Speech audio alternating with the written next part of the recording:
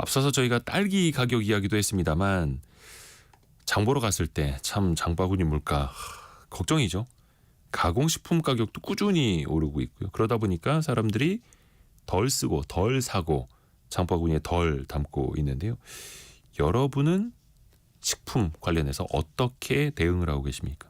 또 이 음식료 투자하시는 분들도 또 중요하게 생각하시는 포인트. 왜냐하면 경기 방어주이기도 하니까요. 메리츠 증권에서 음식료 섹터를 담당하는 김정욱 애널리스트와 함께합니다. 안녕하세요. 안녕하세요. 요즘에 항상 뭐 식품 가격 많이 오른다라는 이야기는 많이 듣고 계시죠? 네. 혹시 뭐 좀 가격 내린다라는 얘기는 아직 없었습니다. 근데 지난번 이제 정권에서 조금 압박을 해가지고 라면 가격 등이 맞아요. 내리긴 했으나 네. 이제 이게 물가 부담이니까 필수적인 성격의 이제 메인 브랜드만 인하를 하는 거죠. 그거는 이제 보여줄 수 있는 거. 그렇죠. 예. 그래서 그런 식으로 인하가 있어서 소비자분들께서 뭐 성토하기도 했지만 그것도 이례적인 일이었다. 가격을 낮췄다라는 거죠. 예. 이례적인 일이었지만 그것도 보여주기식으로 대표적인 건 몇 개만 내리고 네네. 나머지는 또 올리고 유지를 한 거죠. 예.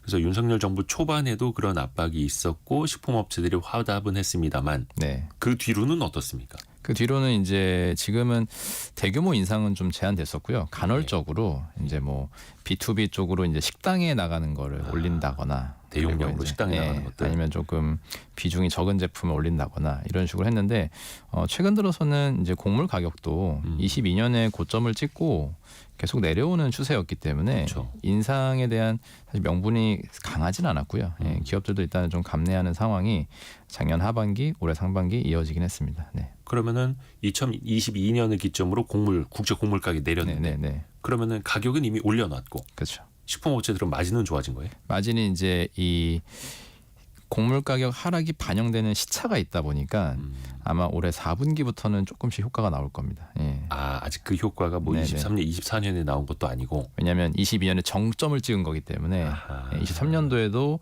전년 대비로는 부담이 있었고요. 예. 그러니까 식품업체들한테 야, 너 요즘 국제 곡물 가격 내렸잖아. 왜 과자 가격, 빵 가격, 라면 가격 안 내려? 네. 너네 마진만 더 좋아지는 거 아니야? 라고 하기에는 좀 이른 맞습니다. 시점이었던 거예요. 실제로 그 원재료 가격이 차지하는 비중이 얼마나 될까요? 그 전체 식품 가격에서? 음식료 업체들의 이제 매출액으로 보면은 네. 매출 대비 매출 원가율이 한 70%에서 80% 사이 이렇게 형성이 되거든요. 네. 내수에서 이제 순수하게 음식료를 하는 기업들이. 근데 이제 그 안에서 또 원재료만 또 따지고 보면은 네. 한 절반 정도가 원재료비라고 볼 수가 있습니다. 그러면 매출액 대비해서는 약 한 35%에서 40% 사이가 원재료가 차지하는 비중이고 또 이를 세분화 시켜 보면 음식료 업체들이 뭐 원물만 쓰는 건 아니지 않습니까? 뭐 포장지도 있고 그렇죠. 또 옥수수 소맥 대두 원당을 수입해서 가공을 하면 여기에서 밀가루, 식용유, 설탕 등이 나옵니다. 그러니까 이런 제품 국내에서 사서 쓰는 게 또 전체 원재료에서 3분의 1. 그 해외에서 직수입하는 원재료도 있거든요. 뭐 오렌지, 커피, 뭐 코코아, 팜유 이런 제품들이 또 3분의 1. 나머지 이제 종이, 필름, 박스 이런 포장지가 3분의 1 또 이렇게 구성이 되어 있습니다. 네. 그렇죠. 그 원재료뿐만 아니라 부자재. 부자재. 예. 그건 가격이 안 오르나요? 다 오르지. 부자재 이제 유가랑 연동되는 상황이고요. 네. 아이고 그러게요. 남하은님 같은 경우에는 반찬 수를 줄이고 있으시다고요. 또 마트 갔을 때 그날 세일하는 걸로 식탁을 채우신다고 하고, 좀 현명한 소비네요. 조금 이제 늦은 시간에 가시면은 세일 상품이 많죠. 그렇죠. 네. 저녁에 맞습니다. 퇴근길에. 7477님은 이번 달은 엄마가 거지야라고 했더니 중학생 아들이 엄마 힘내요 하네요. 줄이고 버티면서 지나가 봐야죠라고 하셨는데 진짜 이제 좀 사람들이 허리들을 졸라맨다고 하잖아요. 네. 근데 사실 식음료는 필수품이고. 맞습니다. 근데 그럼에도 줄이는 게 어떻게 좀 나타나나요, 지표로? 나타나고 있습니다. 저도 좀 놀랐는데 3분기 음식료 업체들 실적이 안 좋았습니다. 그래서 시장에서 예. 투자자분들도 질문을 하시는 게 아니 이게 필수품인데 물가가 올랐다고 해서 판매를 구입을 줄일 수가 있느냐 말씀하시는데 실제로 좀 줄어든다고 보고 있는 게 제가 가계수지 통계청 데이터를 살펴보니까 네네. 주요 품목 18개 중에 물가 상승률보다 소비자들이 네. 지출을 더 증가시키지 못한 상품들. 그러니까 물가 상승률은 한 5%인데 소비자 지출 증가율은 2%밖에 안 나온 거예요. 실질적으로는 줄였다는 거죠. 줄였다는 거죠. 예, 수량을. 그런 제품이 18개 중에 12개였습니다. 아니 김종욱 연구원님이 이제 음식료 섹터 오래 했잖아요. 네. 애널리스트로서. 이랬던 적을 어떻게 자주 보셨던 거예요? 이런 부분이 지금 뭐냐면 물가 상승이 이렇게 가팔랐던 적이 많지가 않았기 예. 때문에 최근 들어서 나타난 현상인 거죠. 이례적인. 네, 그러게요. 그래서 그냥 가격이 5% 오르면 지출도 5% 느는 것이 것입니다. 아니라 네, 오히려 그 증가율을 못 따라간다라는 건 사람들이 필수 소비재마저도 줄였다라는 맞습니다. 거고. 그 작년 말에 썼던 그 2025년 연간 전망 자료를 네. 보니까 주제를 왜 이제 애널리스트 분들이 제목 정하는 것도 중요하지 않습니까? 맞습니다. 객단가 실종의 해라고 쓰셨더라고요. 네, 객단가는 1인당 얼마를 쓰느냐 이거잖아요. 맞습니다. 객단가 실종의 해라는 건 어떤 의미예요? 객단가 실종은 일단 객단가가 하락하지는 않습니다. 감소하지는 않지만 원래는 이제 우리가 매년 증가세를 기대합니다. 물가 상승 때문에. 근데 네, 이제 그렇죠. 증가가 물가 상승률을 이제 하회하는 시기. 그래서 기업들이 객단가 측면에서 이점을 갖기에 어려운 환경. 그래서 객단가가 실종된 시장으로 좀 보고 있습니다. 예. 그러니까 최근에 보면은 글로벌도 트렌드도 그렇고요. 우리나라도 그런 게 트레이딩 다운이라고 해가지고 네. 객단가가 한 50불, 우리나라 치면 한 6, 7만 원 정도 식당에서 이제 소비자들이 이탈해가지고 또 한 3, 4만 원대로 또 여기서 이탈하시는 분들은 한 만 원, 한 7, 8천 원대 또 패스트푸드. 더 싼 식당으로. 네, 여기서 또 이탈하시는 분들은 리테일이나 편의점 가셔가지고 뭐 도시락이나 라면, 상하김밥, 샌드위치 등으로 한 4, 5천 원대로 또 가격 형성하셔서 식사를 구성하시고 네, 이렇게 이제 트레이딩 다운 현상이 전 세계적으로 나타나고 있고 우리나라도 작년, 올해 계속 이어질 거다로 보고 있거든요. 그래서 이런 현상들을 좀 객단가 실종이 전반으로 좀 퍼지는 이런 해로 25년도를 보고 있습니다. 점점 더 싼 식당으로 네. 싸게 한 끼를 어떻게 보면 때울 수 있는 방법으로. 맞습니다. 근데 이건 우리나라만이 아니라 전 세계적으로요. 네, 그렇죠. 사실은 인플레이션을 겪은 게 거의 한 2022년부터 가팔랐고 네. 그게 2년 넘게 이어지다 보니까 그럼 과거랑 비교해서 이 객단가 차이가 어떻게 되는 많이 낮아지고 있는 거예요? 이거를 이제 물가 상승률하고 비교하는 거죠. 예. 그러니까 24년 특징이 뭐냐면 MZ 세대가 객단가 상승이 1%밖에 안 나왔습니다. 물가 상승을 많이 하회한 거죠. 근데 MZ 이제 세대면 그래도 뭔가를 좀 즐길 줄도 알고 네, 쓸 줄도 아는 사람들인데 네. 그러니까 2030 세대의 이제 직장인 중심으로 봤을 때 그랬고요. 그 다음에 이 MZ를 제외한 전체 세대는 작년도에도 객단가가 한 6% 늘었습니다. 24년도에도. 그러니까 어느 정도 물가 상승을 감내한 거죠. 네네네. 근데 이런 트렌드라면 올해는 전 세대가 MZ를 따라서 객단가를 늘리지 못하는 현상이 나올 거다. 일단 아까 이제 MZ가 전체보다 이제 상승률은 적었다고 했지만 네. 절대 레벨은 좀 높았어요. 한 7,700원 중반대. 그다음 전체 세대는 7,700원 좀 하회하는. 그럼 이제 7,700원이나 객단가에서 약간 이제 허들이 생기는 거죠. 부담이. 네.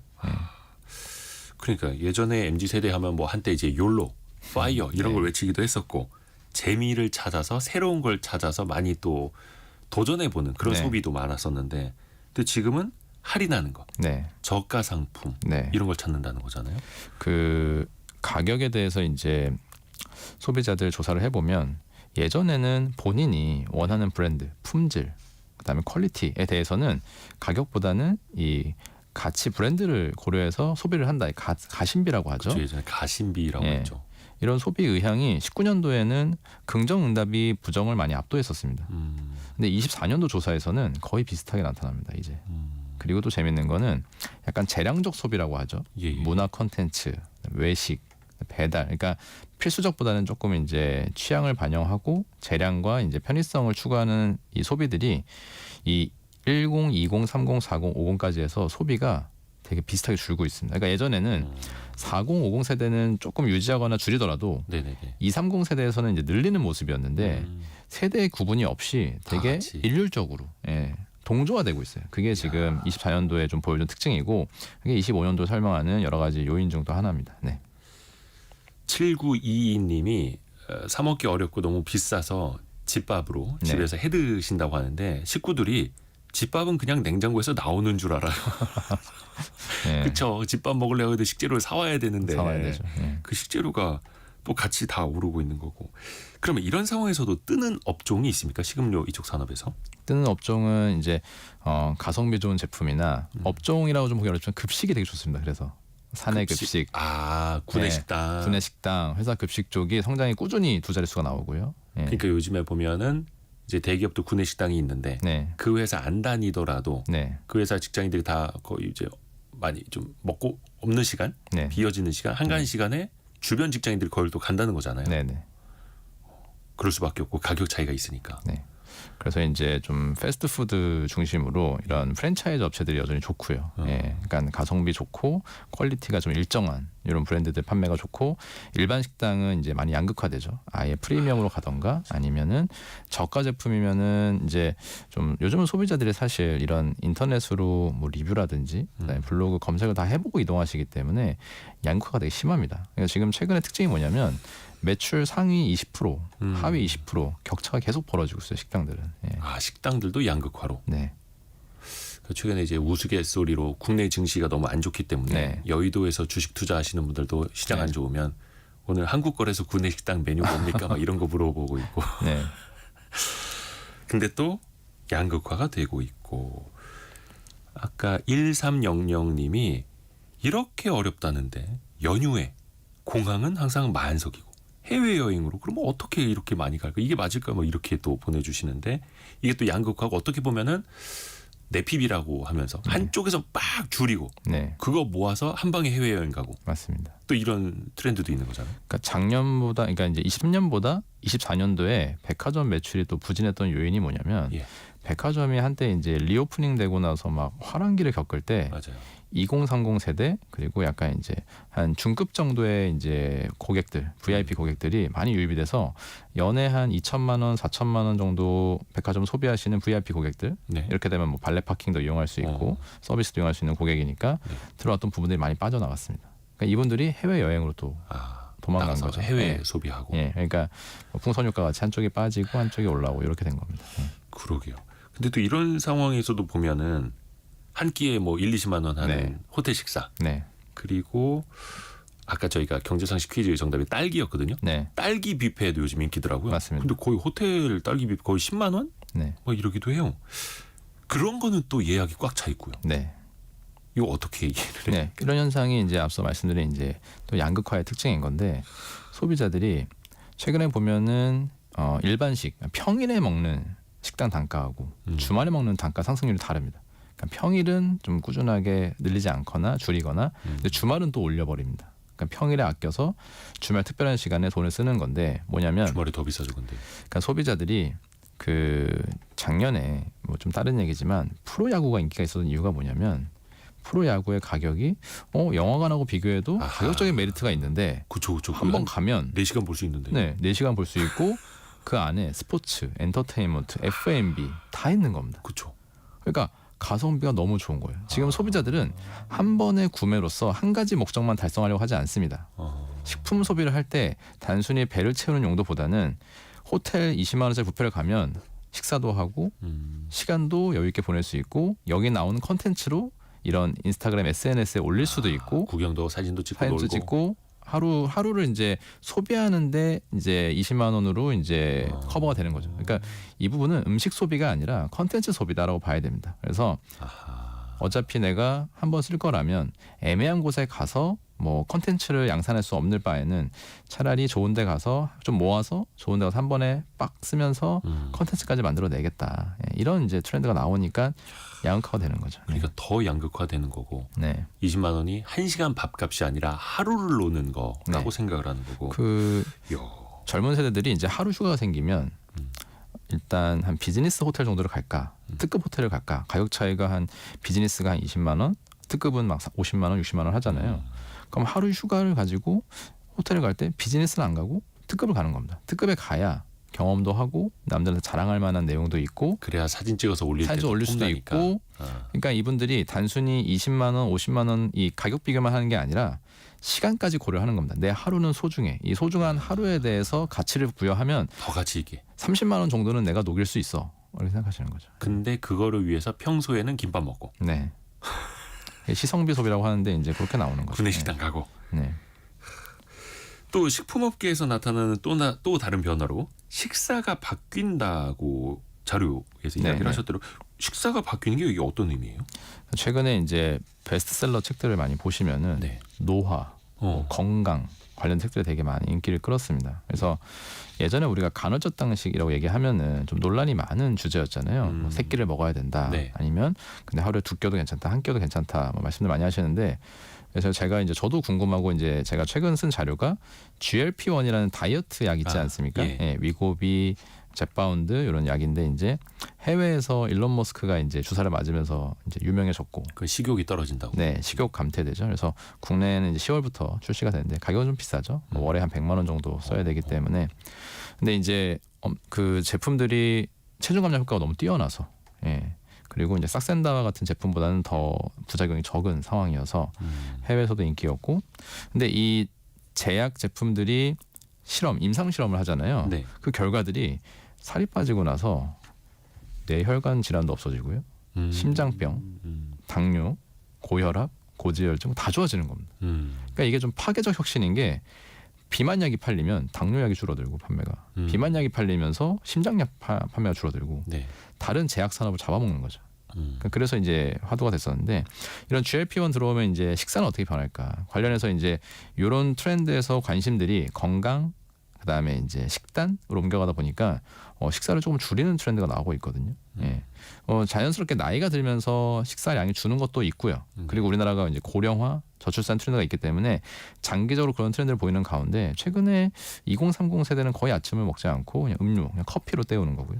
40 세대 역시도, 3040 역시도 끼니를 거르거나 이제 마셔도 대부분 아침은 이제 차나 커피류, 음료류로 다 대체가 되는 거죠. 그리고 50, 60 세대는 여전히 먹지만 좀 판매량, 그러니까 구입량 대신 조금씩 줄이는 이런 트렌드를 보인다는 게 식사 트렌드를 바뀐다라고 저는 좀 보고 있습니다. 네. 어떻게 보면 먹는 것도 이제 좀 줄이는 거고, 네. 더 가격을 또 중시할 수밖에 없는 거고. 네. 이게 어떻게 보면 이제 바빠서 맞습니다. 효율을 중시해서도 있겠지만 네. 가격 영향이 더 클 수 있는 거죠. 저는 가격 플러스 건강까지 고려해서, 아까 제가 이제 소비량이 줄어드는 게 가격이라고 주로 말씀을 드렸죠. 물가 상승 부담이라고 말씀드렸는데 이게 좀 복합적인 부분도 있다고 봐요. 지금 결론적으로 고민을 해보니까, 생각을 해보니 가격 때문에 일단 줄이기 시작했지만 이런 트렌드 자체도 그냥 소비량 자체를 조금 줄이는 것도 맞겠다라는, 건강을 위해서 이게 복합되다 보니까 같이 줄어드는 게 있다라고 좀 보고 있거든요. 예. 실제로 저도 제가 이 자료를 쓰기 위해서 지난 1년간 좀 간헐적 단식을 실험을 해봤습니다. 그래서 16-8 단식, 그래서 이제 16시간 동안은 공복 유지하고 8시간 식사하고 예. 하루에 한 끼, 2끼 이렇게 이제 유지했거든요. 그래서 한 5kg 정도 감량을 했습니다. 네. 1년 정도. 그러고 나서 이제 작년 신체 검사, 그러니까 이제 건강 검진하고 네. 올해 건강 검진 비교를 해봤죠. 저도 좀 떨리는 마음으로 비교해봤는데 예. 실제로 혈압, 그 다음에 당뇨 관련된 이제 뭐 그 중성지방, 콜레스테롤, 체질량 다 좋아졌습니다. 보통 직장인들이 반대로 가잖아요. 그러니까 예. 1년이 지날수록 안 좋은 방향으로 가는 게 저도 트렌드였는데 그게 좀 반대로 바뀌더라고요, 수치들이. 근데 그게 어떻게 보면 이제 먹는 총량으로 보면 줄어드는 거고, 네, 식품 소비량도 줄어드는 거잖아요. 네, 네, 그래서 이제 식품 업계에서도 거기에 열심히 또 대응을 하고 있는 거고, 사람들이 탄수화물 줄이고 네. 뭐 당류 줄이고 이러다 보니까 네. 그런 관련된 식품들 네, 제로 뭐 이런 것들 엄청나게 내놓고 있는 거고요. 맞습니다. 그게 그래서 또 시장에서도 반응은 좋잖아요. 좋습니다.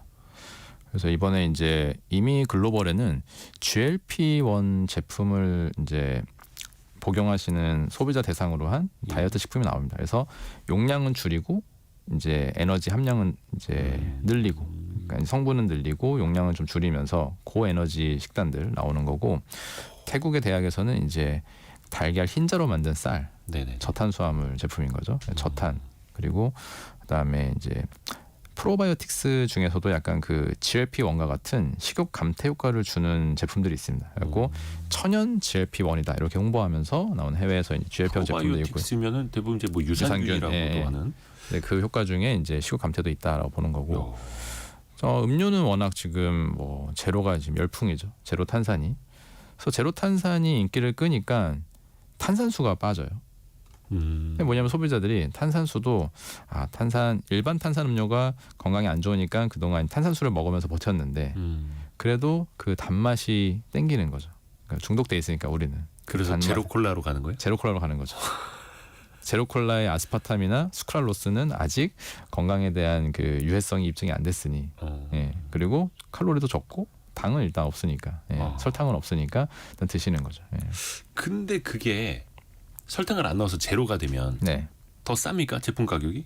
근데 그 설탕 이외에 그 해당 업체들은 설탕을 대체하는 또 고가의 원료를 쓰잖아요. 더 비싼 예. 대체제. 네. 그러니까 이게 그 우리가 설탕하고 예전에 제로 음료는 조금 맛이 좀 떨어졌다가 지금 제로 음료가 맛이 올라온 이유가 뭐냐면 설탕을 그 사람들이 먹었을 때 단맛을 느끼는 곡선이 있습니다. 네. 예. 딱 먹었을 때 처음에 요 정도 단맛, 중간에 요 정도 단맛 딱 치고 끝나는 이런 모습 보이는 게 이제 단맛의 사이클인데 설탕이 이런 사이클을 그린다면 아스파탐은 이렇게 그리고 더 높아져. 스칼롯은 이렇게 그리고 좀 첫 맛이 단맛, 끝맛이 단맛.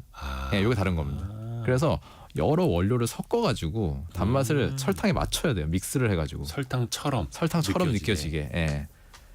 그래서 이제 원재료비가 좀 더 들 수도 있는 거고. 그래서 이제 거의 유사합니다. 예. 재료를 유사. 판다고 예. 해도 거의 뭐 원가 절감 효과는 크지 않다. 예. 그거 여쭤봤던 게 예전에 그 지금도 그렇습니다만 소주 알코올 도수가 점점 낮아지고 있잖아요. 네네. 그러면서 알코올 주정이 덜 덜 들어가게 들어가죠. 되고 예. 그만큼 물을 더 넣는 거고. 네네. 그래서 소주 업체들 입장에서 보면은 원가 경쟁이 훨씬 더 좋아졌다, 마진이 좋아졌다 네네. 그랬잖아요. 근데 이렇게 또 대체제를 찾아야 될 때 또 식품 업체들은 마진이 또 어떻게 되는가. 네. 이것도 되게 중요한 포인트죠. 네. 식품업계에서는 또 어떻게 대응하고 있는지 좀 분야별로 네. 점검해 보겠습니다. 그 편의점이나 마트 같은 데서 보면은 진짜 초저가 상품들 나옵니다. 네. 앞에서도 양극화됐다라고도 네. 설명을 해주셨는데 그러면은 이걸 싸게 많이 파는 박리담의 전략으로 가는 거잖아요. 네. 네. 그럼 이게 통합니까? 이 부분은 또 제품마다 다른 것 같아요. 맥주는 요즘에 발포주 계속 인기예요.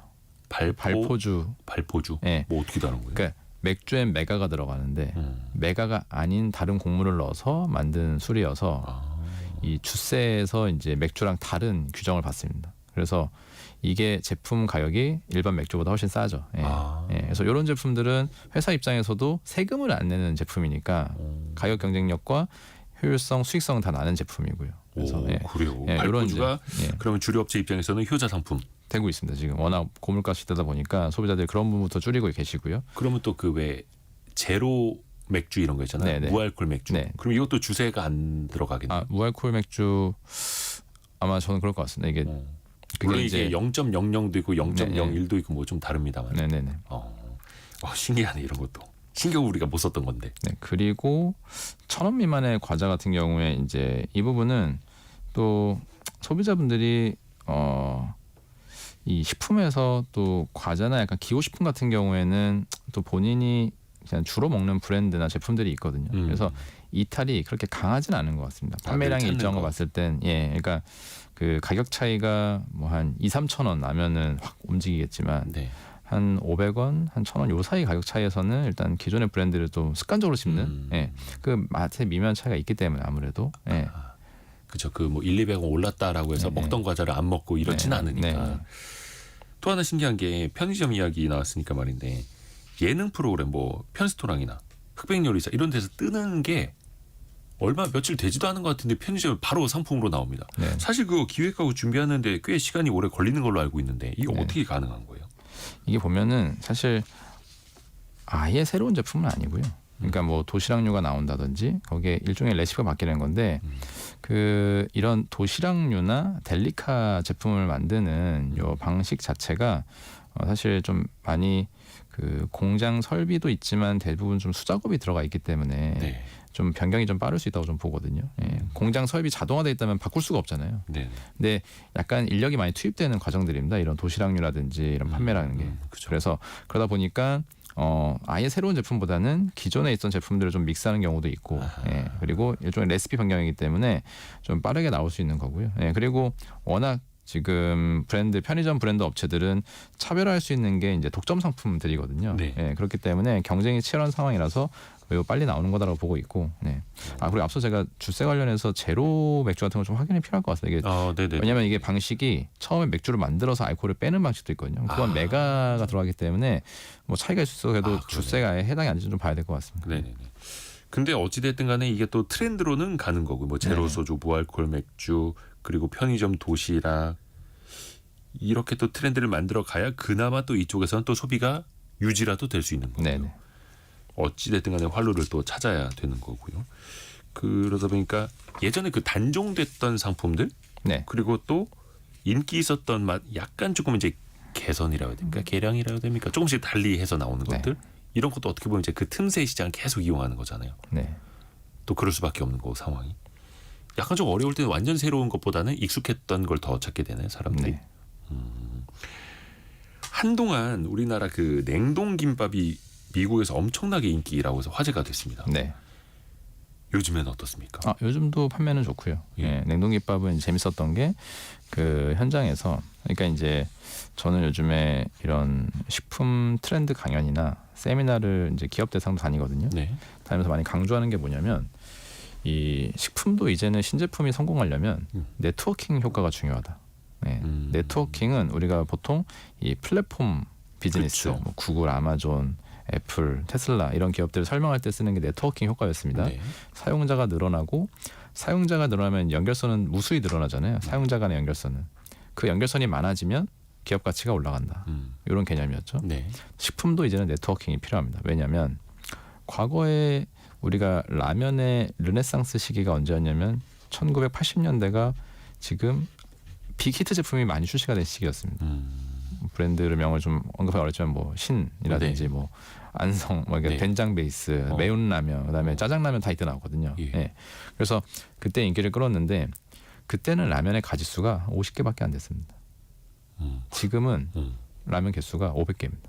아, 라면 종류가 상품 종류가 네, 500개 이상입니다. PB 브랜드까지 다 해가지고, 그러니까 50개밖에 안 되는 또 그 안에서 히트 제품을 많이 압축되는 시장이다 보니까 소비자들 선택권이 많지는 않아서 예. 그냥 유행하는 제품을 계속 먹을 수 있었어요. 그냥 먹던 거. 먹다 보니까 익숙해지고 중독성 생기고 1등까지 가서 장수를 하는 거죠. 근데 네. 지금은 500개가 넘는 제품이 있다 보니까 신제품 성공이 너무 어려운 환경입니다. 그래서 네트워킹 효과라고 지난해 라면 시장이 핫했던 게 전보 라면이라고 8인분짜리. 엄청 큰 거. 예. 예. 그게 이제 품귀였죠. 예. 구할 수가 없으니까. 그래서 이런 제품들이 먹방 유튜버 통해서 홍보가 자연스럽게 되고 구독자들이 나도 먹어보고 싶어 먹어보게 되고 먹어보면 아까 말씀드린 것처럼 이제 인스타그램에 올릴 만한 컨텐츠가 되고 자기도 한번 예, 나도 먹었어 재미있고. 인증을 하고 재미도 있고 그런 제품들이 이제 4인분 용량으로 나오면서 또 대중화시키려고 하고 있거든요. 예. 근데 이제 김밥 말씀드린 이유가 뭐냐면 김밥은 미국에서 이렇게 또 네트워크 효과가 생긴 겁니다. 미국에 인기 있는 이제 틱톡에서 한 여성분이 이제 1세대 이민자인 어머니한테 이제 트레이더스 조어에서 냉동김밥을 사서 먹여 이제 보시라고 했더니 먹으시면서 한국에서 먹던 김밥 맛이 나 이게 이제 히트를 친 겁니다. 동영상이. 그래서 맞아요. 너도 나도 이제 먹어보고 인증하고 틱톡에서 그러다 보니까 이제 네트워킹 효과죠. 그러니까 이전보다 K푸드도 좋은 제품이 나왔을 때 마케팅 홍보가 쉬운 이유가 소비자들이 먹어보고 동영상 인증을 올리면 그만큼 확실한 게 어디 있습니까? 예. 매운 라면도 최근에 그렇게 떴던 거죠. 사실 맞습니다. 최근은 아니고 네. 이게 굉장히 오래 거의 10년 가까이 되기는 했습니다만 SNS를 통해서 꾸준히 네트워크 효과를 보고 있는 거예요. 네. 이게 식품이 신제품이 또 어려운 이유가 뭐냐면 우리 이제 호모사피엔스가 살아남은 방식 생존 방식이 중 하나가 겁이 많아서잖아요. 네. 피하고 무서워하고 두려워하니까 검증된 조심조심하다가 조심조심하다가 오래 살아남은 거 아닙니까? 네. 그래서 식품은 이게 그렇게 비싼 가격은 아니지만 사서 먹었을 때 맛이 없을 때 그 불쾌감과 그 내가 적은 돈이어도 날렸다라는 그 실패감이 다 자기 책임이기 때문에 새로운 제품 도전하는 게 조금 적습니다. 식품 같은 경우 오히려. 어허. 근데 지금은 SN상에서 인증을 해주니까 다른 사람들이 내가 좋아하는 사람, 내가 믿을 만한 사람들이 맛있다고 먹어보고, 하고 막 추천하니까. 하니까 더 쉽게 이제 손이 가는 거죠. 그래서 SN상에서 이제 인기를 끈 제품이 확산되기가 더 편한 시기가 온 거죠. 그래서 냉동김밥은 거기에 편승해서 이제 올라왔는데, 근데 그 외에 이제 또 포인트들은 개별 포인트는 가격도 싸고 김밥 한 줄에 미국에서도 한 5-6천 원 정도. 미국은 지금 베이글 하나 먹어도 10,000원이잖아요. 그러니까 베이글 반값에 식사를 해결할 수 있네. 그리고 그 안에 이제 우리나라에서 미국 들어가는 게 이제 규제 때문에 육류 가공품이 좀 어려운 부분이 있습니다. 그래서 그 안에 유부나 이런 게 들어갔거든요. 우엉, 유부. 고기는 빼고. 예. 근데 이게 또 비건 식품으로 이제 또 각광받으면서 또 뜬 거죠. 예. 근데 또 현지에서 보면 그런 이제 냉동 김밥 같은 이른바 중저가의 냉동 상품 또 경쟁이 또 엄청 치열해지고 있다 하더라고요. 네, 맞습니다. 그래서 한때 이제 그 냉동 김밥 관련주로 엄청나게 주가가 떴던 게 거의 뭐 반토막 네. 나기도 하고 어렵습니다. 근데 이제 SNS 효과가 훨씬 더 중요하다라는 네. 것. 그 우리 시간으로 아마 1월 21일이 될 텐데 트럼프 대통령 이제 공식 취임하지 않습니까? 네. 관세 인상 이슈가 엄청나게 많죠. 그래서 중후장대 산업들도 그렇고 첨단 반도체 산업도 많이 긴장하고 있는데 음식료 분야는 어때요? 음식료는 물론 이제 투자자분들께서 걱정은 하십니다. 보편 관세로 한 10% 인상되면 영향 받는 거 아니냐. 근데 음식료는 우리가 좀 나눠서 볼게 주로 고객들을 소비자를 대상으로 하지 않습니까? 그러니까 기업 간 거래를 해야 되는 B2B 사업들은 가격 경쟁이 치열하잖아요. 네. 5% 10%만 싸도 그쪽으로 확 이동하는 그런 그렇죠. 트렌드를 보이는데 그래서 이런 헤비 인더스트리나 이제 중간재를 생산하는 기업들은 관세 영향이 크죠. 예. 근데 음식료는 이제 바로 소비자 접점에서 판매가 되는 제품들이기 때문에 예를 들어 이런 불닭 매운 라면들 제품이 해외에서 2,000원 정도 합니다. 보편 관세 생겨서 2,200원이 된다고 안 먹겠습니까 소비자들이? 그러니까 관세를 기업한테 부과시키면 기업은 소비자한테 정가를 시켜서 10% 정도는 인상을 하자. 2,200원이면 저는 먹을 것 같거든요. 예. 왜냐하면 워낙 저단가 제품들이고 10% 인상이 아주 크리티컬하지는 않기 때문에 식품업체들은 가격 인상으로 대응할 것이며 또는 지금 작년보다 이제 식품업체들은 환율이 다 올랐기 때문에 예. 환율 측면에서는 이제 매출 효과가 있죠. 그래서 관세를 그냥 감내하더라도 환율에서 플러스 되는 부분이 있어서 식품업체들은 이제 수출 관점에서는 그렇게 대응을 할 거다. 이게 B2B 쪽에 이제 브랜드가 없이 제품과 가격 경쟁력 품질로만 승부하는 것과 브랜드 파워가 있는 거는 확연히 다르거든요. 그렇죠. 예. 해외에서 이제 이런 매운 라면들 한국 제품들 인기가 있는 게 현지 업체들이나 중국, 일본 업체들이 경쟁 제품을 내서 가격은 한 200-300원, 한 400-500원 싸게 하더라도 그래도 인스타그램에 이걸 올리려면 메인 브랜드를 먹어야 되니까 소비자들이 먹지 않는 거죠. 예. 그래서 또 이제 해외에서도 어떻게 보면은 10,000원짜리랑 경쟁하는 2,000원짜리이기 때문에 네. 아직까지는 또 경쟁력이 또 남아 있다 이렇게 볼 수도 네. 있는 거고요.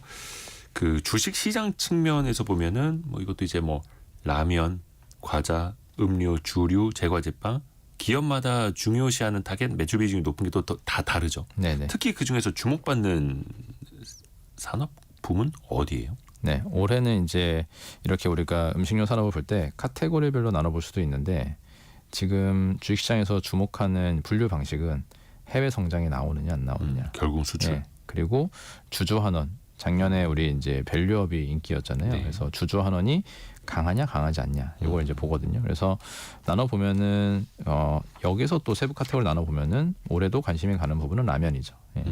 삼양식품이 이제 올해 5월달에 공장 증설이 있고요. 그다음에 27년도에 또 중국 증설 계획을 발표했기 때문에 글로벌적으로 인기를 끈 이 매운 라면이 어디까지 확산될 것이냐 이 부분에 대한 관심. 그래서 해외 비중이 계속 올라가는 기업 라면 쪽에서 주목을 하고 있고 그다음에 소주 주류 같은 경우에는 지난해 또 아파트라는 곡이 글로벌적으로 인기를 끌었죠. 예. 그러면서 그 안에서 유명 연예인이 이제 소주를 마시기도 하고 그리고 또 그 뒤에 이제 또 로제 연예인께서 이제 소맥을 가지고 유튜브 채널에서 이제 동영상 올리기도 하고요. 그러면서 좀 글로벌적으로 이런 K 술 그러니까 이제 K 문화와 이제 음식과 술은 다 함께 갈 수밖에 없기 때문에 네.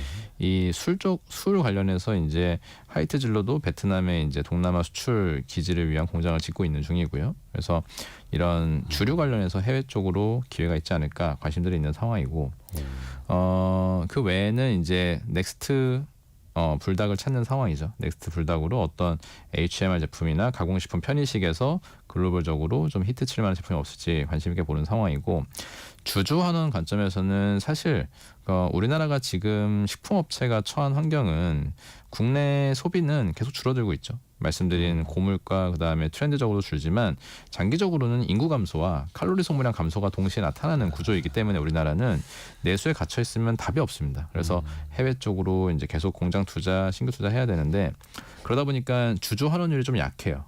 국내 식품업체들은 이미 이제 글로벌적으로 이 매출처나 이제 판매망을 확보한 미국 선진 시장의 식품업체들은 주주환율이 높거든요. 네. 배당 수익률도 한 4-5%대. 근데 우리나라 기업들은 아직은 1-2%대에 머물러 있어서 그런 관점에서는 유일하게 지금 배당 수익률이 높은 KTNG와 같은 담배 기업 쪽으로 주주환원 관점에서는 관심이 높습니다. KTNG는 한 5%대 배당 수익률 유지를 하면서 그러면서도 매년 자사주 매입 소각을 통해서 주주한테 이익을 환원하고 있거든요. 예, 그래서 그런 관점에서 올해 주목할 포인트는 라면, 그다음에 주류 그리고 이런 주주환원이 강한 담배 쪽 업종들이 투자도 관심이 높을 거다라고 좀 보고 있습니다. 네.